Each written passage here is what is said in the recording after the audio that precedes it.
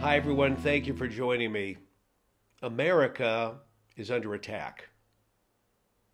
There's a concerted effort to divide us because our enemies know that if they can divide us, they can conquer us. I'm going to share two things in this podcast. One is on my website, briansussman.com. It's a current blog post that's entitled, "A Kingdom Divided Shall Not Stand." And then I'm going to also refer to some notes from a conference that I had the privilege of speaking at last week. It was a conference of police and law enforcement from around the state of California. It's in Monterey. That's where we had the gathering. And I was asked to speak about life, liberty, and the pursuit of happiness, something that has become a part of my wheelhouse. A lot of people think of me as the climate guy, but all of my dissertations, all of my talks, all my discussions, all my books about climate have been about how they're weaponizing the climate. The left is weaponizing the climate to use it as a club, a battering ram, to tear down life, liberty, and the pursuit of happiness. So if you don't mind, let me just refer to my notes. They're on my screen here. I begin by talking about this in the blog post. And again, you can read the entire post. I'll just give you some of the highlights. But about 10 years ago, a friend of mine who's been very successful in the Silicon Valley. This guy is worth untold millions. He's made lots of millionaires. He started one particular internet company that you may know of, and he was a founding officer on another internet, actually a database company that you would probably be aware of if I were to mention the name. But all that said, I'm just saying that to establish that this guy has lots of credibility. He told me 10 years ago, data is the new oil. Now, at first glance, that doesn't mean anything. Data is the new oil. Well, think about this. In previous generations, the wealthiest people on the planet were the people that were the oil barons. They owned the oil companies. You know, our society, the developed world, runs on fossil fuels. And these people became incredibly wealthy as a result of the extraction of oil wells that they owned. So they were very, very wealthy. But what my friend was saying is that data now has become more valuable than oil. Now, what kind of data are we talking about? Well, the data that I'm talking about is the data, it's everything from statistics to everything about you. And it's through the use of statistics and the use of various data collection and analyzation and the stuff they're getting on you that they're dividing America. Let me refer to my notes here on the screen for just a moment. For example, they've been collecting data on what you think, on how you think, on what you desire, what you've said, and what you've purchased. There was once a slogan attributed to Google, and I don't think you can find this on the internet any longer, that this is attributed to Google, but having lived and worked in the Silicon Valley for so many years, I heard employees from Google tell me this. We know you better than you know yourself. But it's not just Google. It's Facebook, and it's Apple, and it's Twitter, and it's Russia, and it's China, and it's other countries that do not have the best interests of the United States in mind. What these companies and what these countries are doing to us, you have to understand, they're purposefully sowing seeds of division. So now I get to Jesus, who said this: every kingdom divided against itself is brought to desolation, and every city or house divided against itself will not stand. That's from Matthew chapter 12, verse 25. I'm using the New King James International Version, or I should say the New King James Version, NKJV. The Lord's words, spoken 2,000 years ago, are playing out before our very eyes. The big tech titans and the evil nations, they're driving thought. They're not just driving opinion, but they're creating opinion. And they're pushing agendas that fly in the face of life, liberty, and the pursuit of happiness. Now think about this. We live in a day and age where people actually get their quote-unquote news. Where do they get their news from? They get it from Instagram. They get it from Twitter. They get it from TikTok. They get it from Facebook. These organizations are able to direct traffic in such a way that they can serve up misinformation, disinformation, and propaganda at large. They have teams of players who are online serving up absolute dreck, garbage, opinions that are devised to divide us. And by the way, it's all based on your online proclivities, as well as everything you say on the phone and everything you utter near Alexa, or everything you even say near your smart TV in many cases, everything you text, everything you email, everything you read. These digital entities are collecting all of this, and they know how to push your buttons. And by the way, it's really fascinating to note that TikTok is a Chinese company, and yet the communist government of China will not allow their people to participate in TikTok. It's designed to screw up America and the developed world.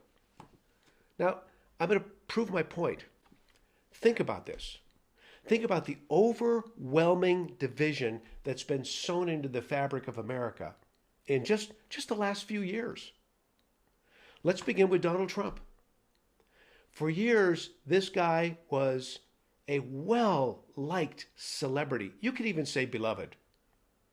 I mean, he was a go-to for Oprah. She was a frequent guest on Oprah Winfrey's television show when she had it. He was a frequent guest on Howard Stern's popular Sirius XM radio show. He was even liked by the liberal ladies on The View.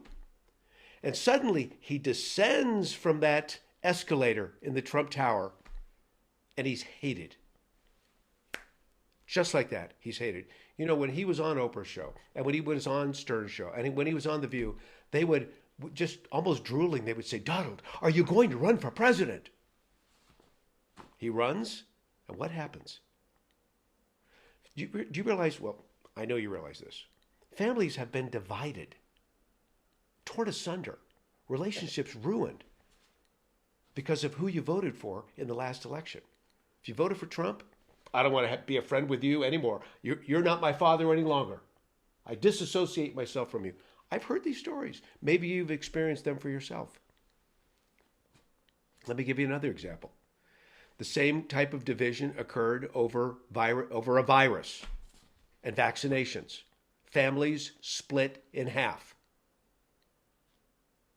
I'm sure you probably noticed it during this last Christmas season and Thanksgiving season. Once again, there were people who didn't show up because they found out you were not vaccinated. Where does this animosity come from? It comes from social media. They're driving it down our throats to divide us. Okay, let me continue. Why is there so much contempt for police in this country? You would say, well, there was this incident and there was this incident. Okay, I know those things really happened. And I know in some cases there were some police officers acting incredibly inappropriately. But to broad brush the entire law enforcement community as evil, to have movements in cities and towns across America to defund the police? This is being driven by forces that want to divide us. Okay, let me give you one more. Why do pro-Palestinian themes often trend higher than pro-Israel opinions on social media. I mean, I'm on social media all the time. I notice what's trending. Pro-Palestinian? It's as if history has been tossed out. Thousands of years of history have been tossed out the window. And then finally into my wheelhouse, the climate. How did a weak hypothesis become accepted as scientific law to the point where skeptics are vilified as dangerous idiots? Do you see what's happening here? This is a digital information war that has been launched on the United States by foreign and domestic subversive forces, and it's ripping us apart.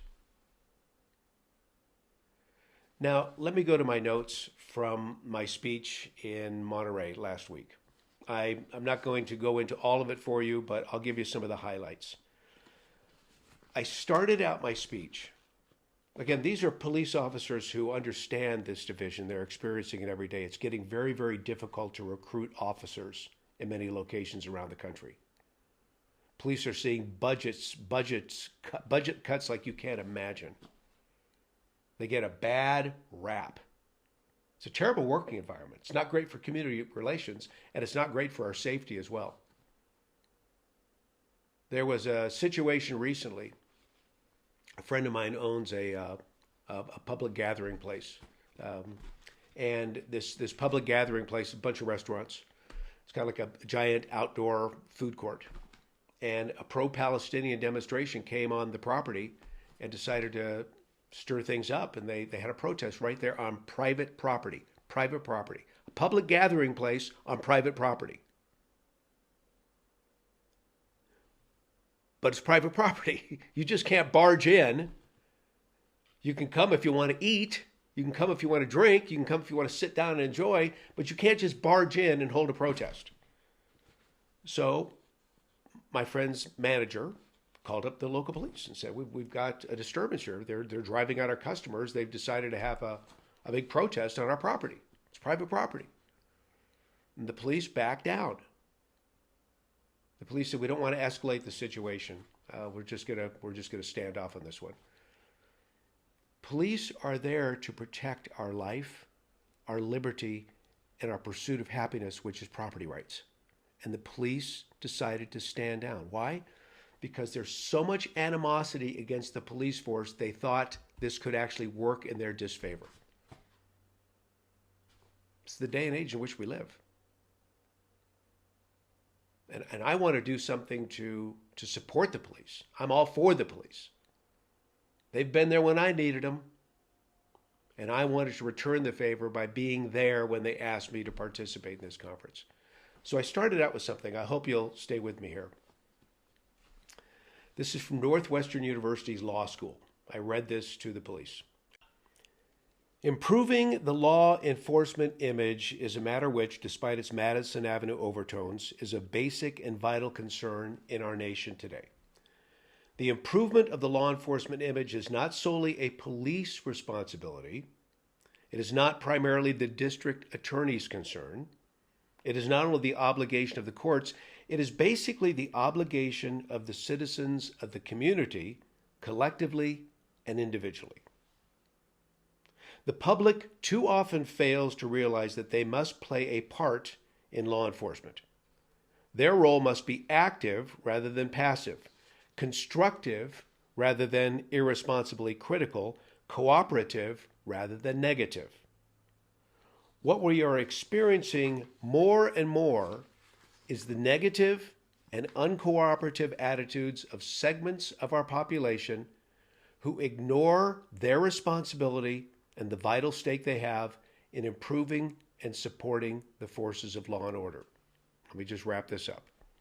Unfortunately, the true image of law enforcement, particularly as it applies to police in our nation, is being unfairly distorted and smeared today as never before in our history. At a time when the need for justice under the law was never more apparent or necessary, those who enforce and administer the law find themselves the targets of ridicule and contempt. The serious consequences of this type of attack cannot be overestimated. It strikes at the very foundation of our democratic process and could, if successful, so weaken the structure of our government that the rights of all citizens to life, liberty, and the pursuit of happiness would be jeopardized. What I just read was from the Journal of Law and Criminality, Northwestern School of Law in Chicago. It was written by Michael Murphy. Are you ready for this? In 1965. 1965. The police were seeing a backlash in 1965. This has been going on for the better part of 60 years, and now it's worse than ever, thanks to social media, thanks to big tech, thanks to enemy forces overseas who do not have our best interest in mind and want to see division sown into this country. Listen, I've talked about this extensively. And I'll talk about it again right now if you're willing to listen just for another moment or two. Life, liberty, and the pursuit of happiness. Pursuit of happiness is property rights. Owning property makes people happy. These are God-given rights. This nation was founded on these God-given rights. And the left sees these God-given rights as foolish, absurd. God can't give rights. Only the government can do that.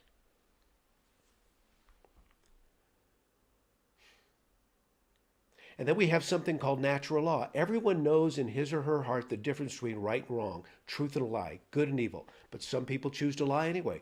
Some people choose to do evil anyway. The police are here to defend our rights, life, liberty, and the pursuit of happiness. They're here to uphold the natural law, which is based on the Ten Commandments. And Jesus said this, the Ten Commandments can be summed up in this: love your neighbor as yourself.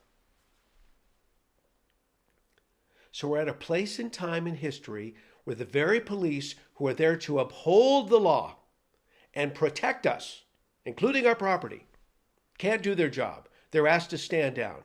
They're being defunded. They can't recruit properly. The other team is winning on this one. And we've got to understand what's at stake. It's life, it's liberty, and it's the pursuit of happiness. That's what's at stake. Can I go to the Communist Party USA website for just a moment with you? I shared this with the police officers. You know, all of these radical groups that are subversively attacking America, and they're the same groups that show up at the protests in many cases. You know the radical groups I'm talking about. They all turn to the Communist Party USA for doctrine.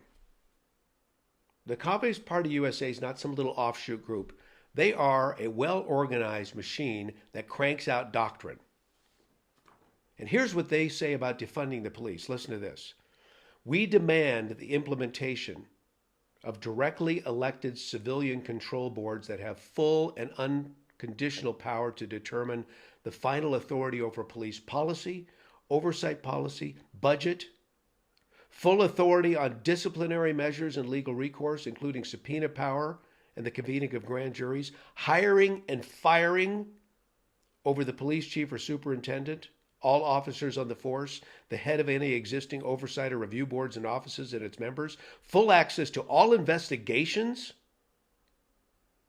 broaden the scope of investigations to include all allegations of misconduct, negotiation of police union contracts. These radical groups that say they represent the people, these stakeholders, want to run the departments.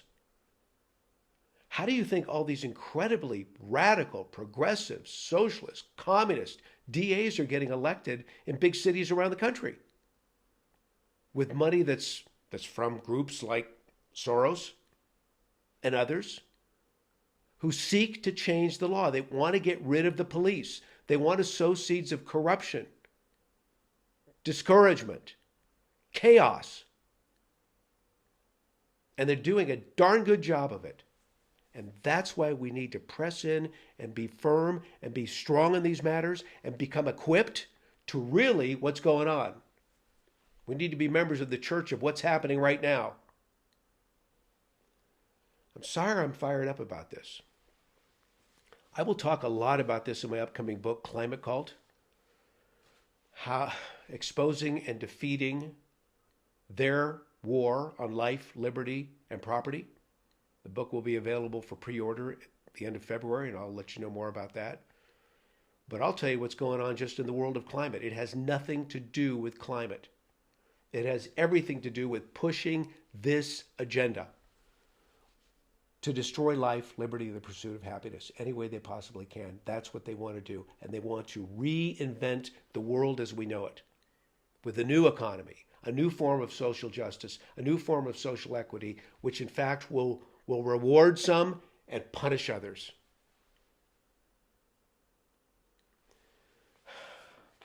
Sometimes really all I feel like I can do is pray. And I do pray. I pray for the United States of America that there will be a great awakening in this land and people will know the truth and they will let the truth set them free. Thank you for listening. Thank you for watching wherever you may be tuning in, so to speak. Please make sure you subscribe. Make sure you share. I appreciate you. God bless you. God bless the United States of America. And until next time.